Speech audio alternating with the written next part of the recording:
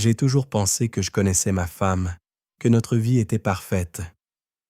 Nous étions ensemble depuis plus de 50 ans et je n'avais jamais douté de sa fidélité. Je pensais que l'amitié avec mon meilleur ami était indestructible. Les fêtes joyeuses, les rires, les voyages, tout semblait un paradis qui ne finirait jamais. Mais parfois, la vie réserve des surprises inattendues. J'avais remarqué de petits détails auxquels je ne faisais pas attention auparavant. Des SMS qu'elle recevait, de courtes conversations avec des amis, sa légère distance. Je pensais que ce n'était que des détails. Je n'aurais jamais pu imaginer que derrière tout cela se cachait la vérité. Et tout a commencé ce jour-là, quand je suis tombé par hasard sur un petit détail qui a bouleversé ma vie à jamais. Je m'appelle Jean-Pierre, j'ai 74 ans et j'ai consacré toute ma vie à ma famille. J'ai toujours voulu être un bon mari, un bon père, un grand-père sur qui l'on pouvait compter. Chaque matin, lorsque ma femme et moi prenions notre café, discutions des plans de la journée et rions des petites choses, c'était pour moi un vrai bonheur. J'aimais observer les premiers rayons du soleil entrer dans notre cuisine, sentir l'odeur du pain frais et du café, entendre son « bonjour » chaleureux et sincère qui rendait chaque journée spéciale. Ma femme m'a toujours semblé parfaite. Elle prenait soin de la famille, savait toujours quand j'avais besoin de soutien et savait créer une atmosphère de chaleur et de réconfort à la maison. Nos enfants grandissaient dans l'amour et l'harmonie. J'étais fier de chacun de leurs succès, et même les petites réussites de mes petits-enfants me remplissaient de joie. Nous célébrions les anniversaires, les fêtes de famille, nous rions ensemble aux éclats. Tout cela semblait authentique et sincère. Mon ami, il était pour moi comme un frère. Nous partagions nos secrets, nous nous soutenions dans les moments difficiles, nous partagions les joies et les peines. Je n'aurais jamais pu imaginer qu'il puisse y avoir quelque chose de plus entre lui et ma femme que de l'amitié. Je croyais que leur relation était pure et intacte, aussi honnête que notre propre amitié. Chaque jour semblait ordinaire et en même temps exceptionnel.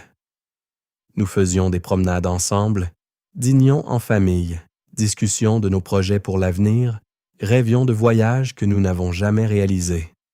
Je regardais ma femme et je pensais « Nous sommes heureux, nous avons construit une famille parfaite. » Je me souviens de nos premiers voyages ensemble, de petites escapades dans les villes voisines où nous marchions dans les rues, rions et profitions de chaque instant. Puis les voyages avec les enfants et les amis où nous photographions les paysages, goûtions aux plats locaux et partagions nos impressions. Chaque voyage laissait un souvenir dans mon cœur qui semblait éternel.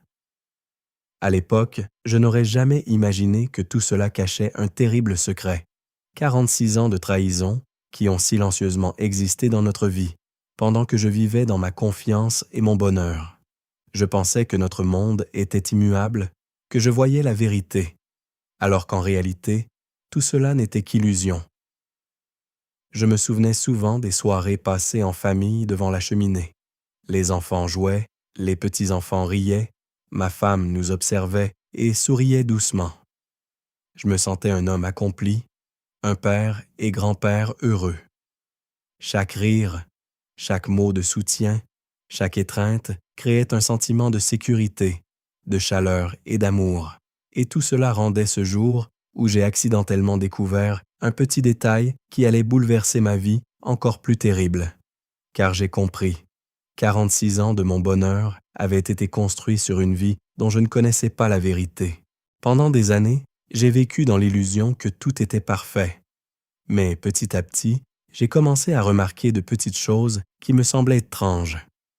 Au début, je me disais que mon esprit me jouait des tours avec l'âge, que je voyais des problèmes là où il n'y en avait pas. Pourtant, ces détails s'accumulaient et je ne pouvais plus les ignorer. Je me souvenais de ces moments où elle recevait des messages sur son téléphone et détournait rapidement l'écran dès que je m'approchais. Au début, je me disais que c'était banal, que ce n'était que des conversations amicales ou professionnelles. Mais au fond de moi, une petite voix me disait que quelque chose clochait. J'essayais de la faire taire, de me convaincre que je me trompais, mais le doute grandissait. Mon ami, je l'ai toujours considéré comme un frère, et pourtant, je sentais que quelque chose avait changé dans son comportement. Il devenait évasif sur certains sujets, parfois tendu lorsqu'il me voyait. Je ne comprenais pas, et j'avais du mal à accepter ces sensations nouvelles, car je croyais en la sincérité de notre amitié depuis tant d'années. Même les habitudes de ma femme semblaient différentes. Elle passait de plus en plus de temps seule dans une pièce, répondait à des appels ou à des messages que je ne pouvais pas voir, disparaissait sans raison apparente. Chaque geste banal, chaque silence me paraissait maintenant lourd de sens. Je me surprenais à l'observer, à essayer de lire ce qu'elle cachait tout en me répétant que je devais lui faire confiance. Mais plus je regardais, plus le doute s'infiltrait en moi. Je me remémorais des événements passés, des petites incohérences que j'avais oubliées, des rendez-vous annulés, des sorties inattendues, des excuses qui semblaient innocentes à l'époque. Aujourd'hui, tous ces souvenirs se recoupaient, dessinant un tableau que je n'aurais jamais voulu imaginer. Je sentais mon esprit osciller entre le déni et l'angoisse, incapable de décider si je devais affronter la réalité ou rester dans l'illusion. Chaque jour, mon attention se concentrait davantage sur les détails. Je remarquais les silences, les hésitations, les gestes furtifs. Chaque échange entre ma femme et mon ami me semblait suspect. Je relisais mentalement des conversations passées, revoyais des situations de notre vie commune, et tout semblait soudain prendre un autre sens. La peur et la curiosité se mélangeaient en moi. Je savais que j'étais sur le point de découvrir une vérité que je n'étais peut-être pas prêt à affronter. Chaque sourire, chaque geste familier prenait maintenant un sens ambigu. Les souvenirs heureux étaient désormais teintés d'incertitude. Même les moments simples, comme nos promenades ou nos repas en famille, semblaient y porteurs d'un secret que je n'avais jamais soupçonné. Je me demandais comment j'avais pu être aussi aveugle pendant toutes ces années. Comment avais-je cru que tout était parfait? Les signes étaient là, mais je les avais ignorés. Et maintenant, je sentais qu'ils s'accumulaient, me guidant lentement vers une révélation que je redoutais. Je sentais la tension monter en moi à chaque instant. Ma vie, telle que je la connaissais, ne serait plus jamais la même. Le voile d'illusion qui m'avait protégé pendant tant d'années allait bientôt se déchirer. Et dans ce silence chargé de doutes, une certitude commençait à émerger. Quelque chose m'avait échappé depuis très longtemps. Une part de ma vie que je croyais connaître, mais qui portait désormais les marques d'un secret profondément enfoui. Plus je réfléchissais à ces signes, plus l'inquiétude me rongeait. Je ne pouvais plus rester immobile, à attendre que la vérité vienne à moi. J'ai commencé à chercher, lentement au début, timidement, comme si je craignais que mes propres yeux me trahissent. Chaque geste, chaque mot de ma femme et de mon ami devenait une pièce du puzzle que je devais résoudre. Je savais que je m'aventurais sur un terrain dangereux, mais quelque chose en moi refusait de rester aveugle. Je commençais par observer son téléphone. J'avais longtemps hésité à le faire, car je respectais sa vie privée. Mais le doute était trop fort. Chaque notification, chaque vibration me semblait suspecte.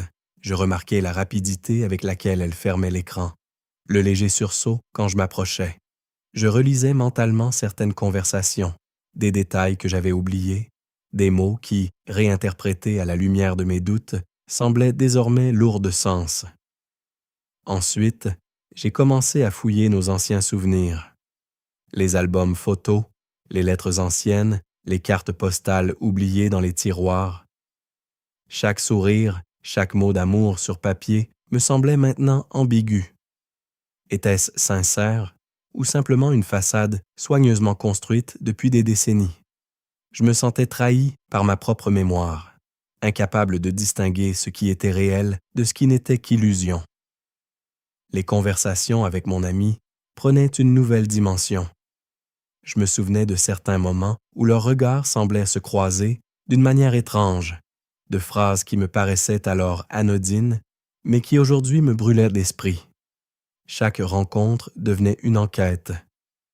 Je notais mentalement chaque détail, chaque comportement qui me paraissait inhabituel, me demandant s'il y avait une vérité cachée derrière ces gestes quotidiens. Je commençais même à questionner les moments heureux que nous avions partagés en famille. Les sorties, les anniversaires, les vacances, tout semblait maintenant sous un autre angle. Je me rappelais de petites omissions, de rendez-vous inexpliqués, de trajets qui n'avaient jamais été clairs. Tout cela s'assemblait lentement, formant une image que je n'aurais jamais voulu voir. Pourtant, malgré ma peur, je ressentais une étrange détermination. Je devais savoir. Je devais confronter cette réalité, aussi douloureuse soit-elle. Je passais des heures à relire des messages, à observer discrètement les gestes de ma femme et de mon ami. Mon cœur battait à chaque découverte, chaque signe, chaque incohérence qui renforçait mes soupçons. Je me surprenais à revivre des scènes anciennes avec un œil nouveau. Les anniversaires, les repas, les vacances à la plage.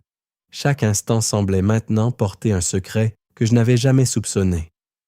Les gestes affectueux, les rires partagés, les moments de complicité, tout était teinté d'une ambiguïté douloureuse. Plus je cherchais, plus je me sentais pris dans un tourbillon d'émotions. La colère, la tristesse, la confusion et la peur se mélangeaient en moi.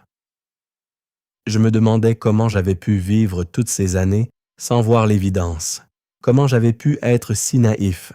Chaque petit indice était un coup porté à ma confiance, à ma perception de la réalité. Et puis, un jour, un détail a attiré mon attention plus fortement que les autres. Une conversation interceptée par hasard, un message oublié, un geste furtif, tout s'est précipité dans mon esprit. La certitude que quelque chose de grave s'était passé depuis longtemps s'imposait à moi avec une intensité que je ne pouvais plus ignorer. Les pièces du puzzle se mettaient enfin en place. Je sentais une tension intense monter en moi. La peur de ce que je découvrirais était immense, mais le besoin de savoir surpassait tout. Je devais confronter la réalité. Je devais comprendre comment ma vie entière, mon bonheur, mes souvenirs avaient pu être construits sur une trahison qui durait depuis 46 ans. Cette quête de vérité, bien qu'épuisante et douloureuse, était devenue mon obsession. Chaque geste, chaque mot, chaque souvenir était scruté, analysé, retourné dans mon esprit jusqu'à ce que je puisse, enfin, affronter ce que je redoutais depuis si longtemps. Et dans ce processus, je savais que ma vie allait changer à jamais. Ce jour-là, je sentais mon cœur battre plus vite que jamais. Depuis des semaines, j'avais accumulé des indices, observé chaque geste, chaque parole, chaque silence. Mais rien ne m'avait préparé à ce que j'allais découvrir. Tout à coup, en feuilletant un ancien album de lettres et de souvenirs, un détail est apparu, petit et presque insignifiant, mais qui a immédiatement fait exploser mes certitudes. C'était une correspondance que je n'avais jamais vue auparavant, cachée dans un tiroir que je n'ouvrais jamais. Les lettres étaient datées de dizaines d'années, certaines remontant à des moments où je croyais vivre le parfait amour avec ma femme. Mais en les lisant, j'ai découvert des mots, des sentiments et des rendez-vous qu'elle avait partagés avec mon ami, des confidences intimes et des promesses que je n'aurais jamais imaginées. Mon esprit a refusé d'accepter ce que je voyais. Je relisais chaque ligne, chaque mot, comme si la lettre pouvait me tromper encore, comme si mon propre cœur refusait de comprendre. Mais la vérité était là, crue et indéniable. Pendant 46 ans, pendant presque toute ma vie d'adulte, ma femme m'avait trahi avec mon meilleur ami. Tout ce que je croyais vrai, toutes les années de bonheur, tous les souvenirs précieux étaient maintenant teintés de trahison. La colère m'a submergé d'abord. Une colère froide, silencieuse, qui s'insinuait dans chaque fibre de mon corps. Comment avais-je pu être aussi aveugle? Comment avais-je pu faire confiance à ceux que j'aimais le plus? Et puis, la tristesse m'a envahi. Une tristesse profonde, écrasante, de savoir que tout ce que j'avais aimé, tout ce que j'avais construit, reposait sur un mensonge gigantesque. J'essayais de me rappeler les moments heureux, de trouver un sens, un indice qui pourrait atténuer cette douleur. Mais chaque souvenir semblait désormais falsifié. Les anniversaires, les voyages, les rires partagés, tout portait maintenant l'ombre de la trahison. Je me rendais compte que je n'avais jamais réellement connu la vérité sur ceux que j'aimais le plus. Je me suis mis à chercher d'autres preuves, compulsivement, comme si mon esprit refusait de se contenter d'un seul indice. Chaque tiroir, chaque étagère, chaque ancien carnet a été examiné. Et plus je cherchais, plus je trouvais. Des rendez-vous secrets, des messages oubliés, des photographies anciennes où leurs gestes et regards prenaient un sens nouveau et douloureux. Chaque découverte était une nouvelle lame dans mon cœur. La peur et l'incrédulité se mélangeaient en moi. Je tremblais, incapable de respirer correctement, mais je devais continuer. Je devais comprendre l'ampleur de ce que j'apprenais. Mon esprit essayait de rejeter, de nier, mais chaque preuve était trop claire, trop précise. La réalité me frappait comme un coup de tonnerre. Ma vie entière, mon bonheur, mon amour, tout avait été construit sur une trahison qui durait depuis presque un demi-siècle. Je me souviens m'être assis, laissant les lettres tomber de mes mains, mon corps secoué de sanglots silencieux. La douleur était physique, presque insupportable. Tout ce que j'avais connu et aimé avait été entaché, manipulé, volé, et pourtant, malgré cette douleur, je sentais une lucidité étrange s'installer. Je connaissais enfin la vérité. Dans ce silence lourd et glacé, j'ai compris que ma vie ne serait plus jamais la même. Le monde que j'avais construit, la famille que j'avais aimée, les souvenirs que je chérissais, tout devait maintenant être réévalué à la lumière de cette découverte.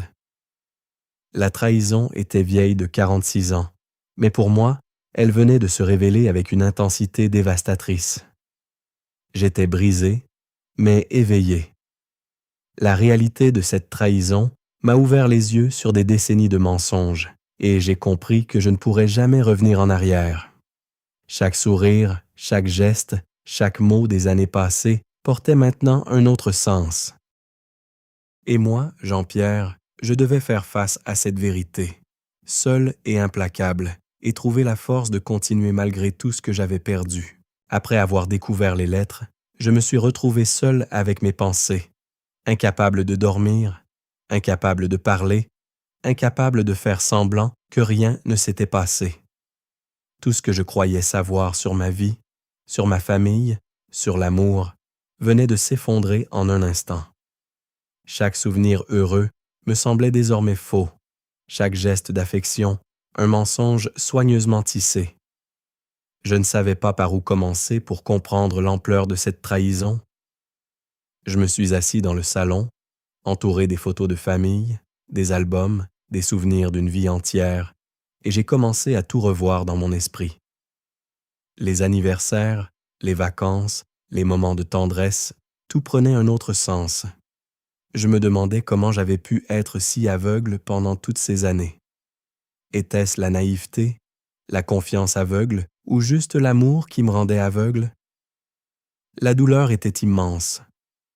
Je sentais chaque battement de mon cœur comme un rappel cruel de ce que j'avais perdu.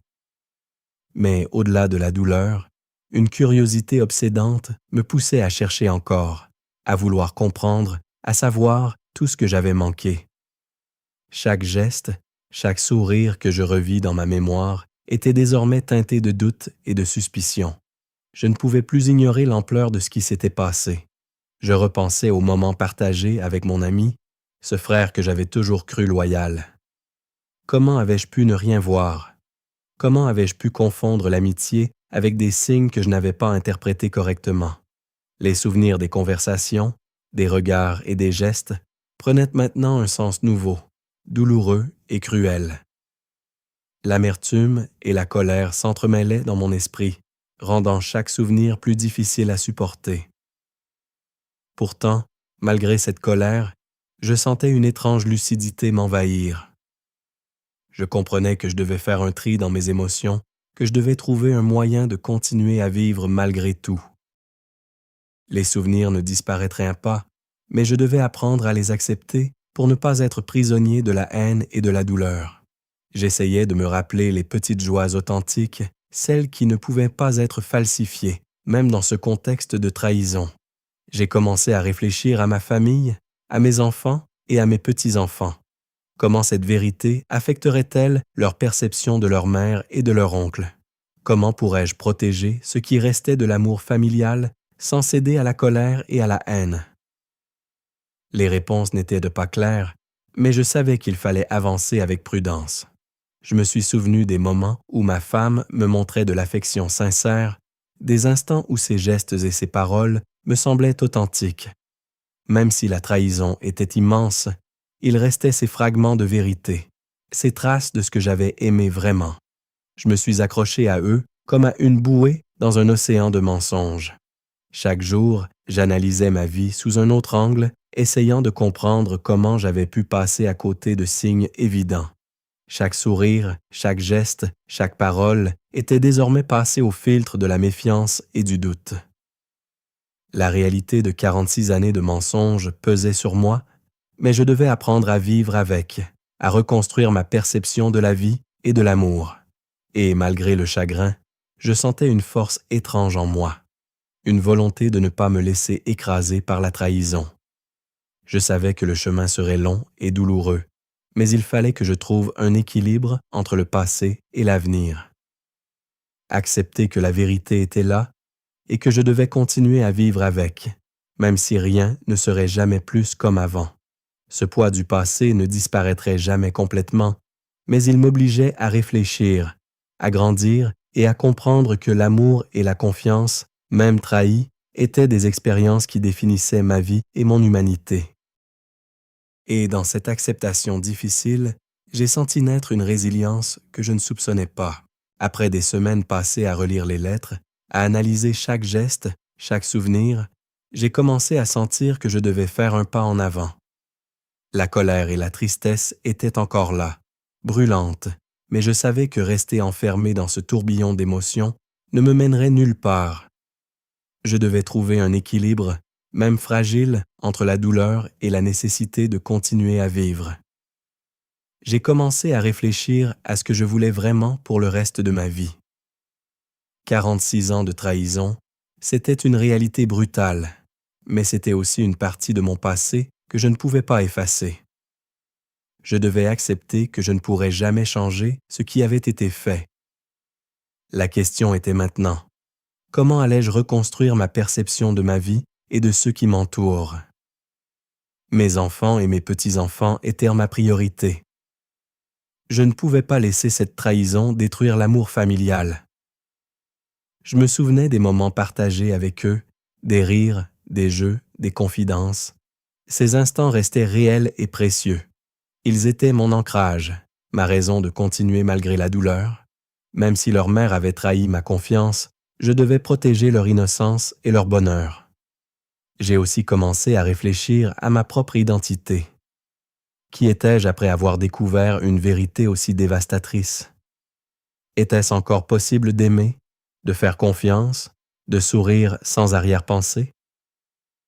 Je me rendais compte que je devais apprendre à me connaître à nouveau, à redéfinir mes priorités, mes valeurs et mon futur.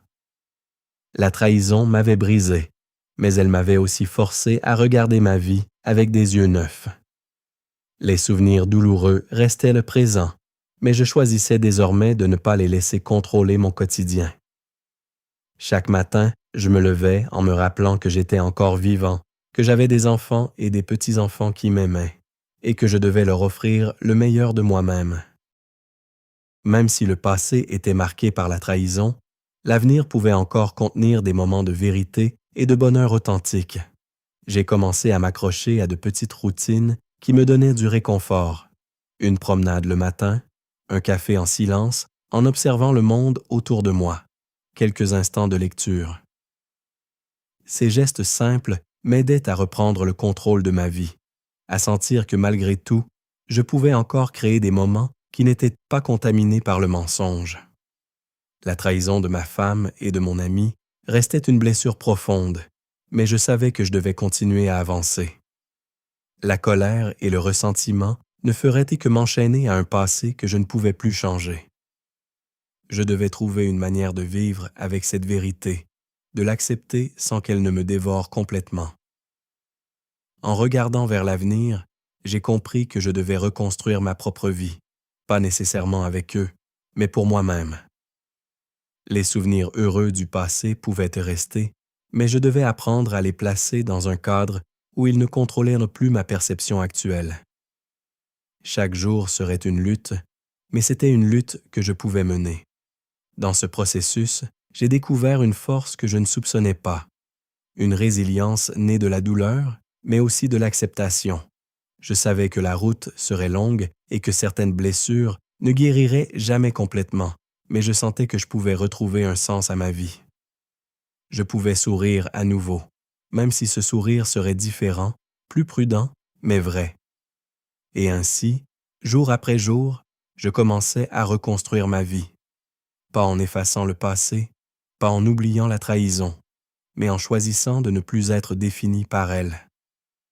J'allais continuer à marcher, à vivre, à aimer différemment, à protéger ceux que j'aimais et surtout à ne pas me perdre dans les ombres d'un passé qui m'avait brisé. Après toutes ces découvertes, je me suis retrouvé face à moi-même. La trahison de ma femme et de mon ami m'avait brisé, mais elle m'avait aussi révélé quelque chose d'important. Je suis encore vivant et je peux choisir comment continuer à vivre. Chaque souvenir douloureux reste, mais je ne peux plus le laisser contrôler mon avenir. Mes enfants et mes petits-enfants sont ma priorité. Leur innocence, leur sourire et leur tendresse sont devenus mon refuge. Même si la trahison a volé des années de confiance, je peux encore protéger ce qui compte vraiment et partager avec eux des moments authentiques. J'ai appris à me connaître à nouveau. Qui suis-je après avoir découvert cette vérité? Comment continuer à aimer et à faire confiance? La réponse n'est pas simple, mais je sais maintenant que ma valeur ne dépend pas des autres, mais de ma force à avancer malgré la douleur. Chaque jour, je construis de petites routines pour retrouver un équilibre. Marcher le matin, observer le monde, écrire mes pensées, profiter de la simplicité. Ces gestes m'aident à reprendre le contrôle de ma vie et à créer des moments de bonheur que personne ne peut falsifier. La colère et la tristesse sont encore là, mais elles ne me définissent plus. J'ai compris que je peux sourire, aimer différemment et protéger ceux que j'aime. Même après 46 ans de mensonges, je peux choisir ma voie et trouver la paix en moi. Aujourd'hui, je suis Jean-Pierre et je décide de vivre selon mes propres règles avec courage et lucidité. La trahison a laissé des cicatrices, mais elle ne peut pas voler ma capacité à renaître, à avancer et à retrouver la lumière dans ma vie.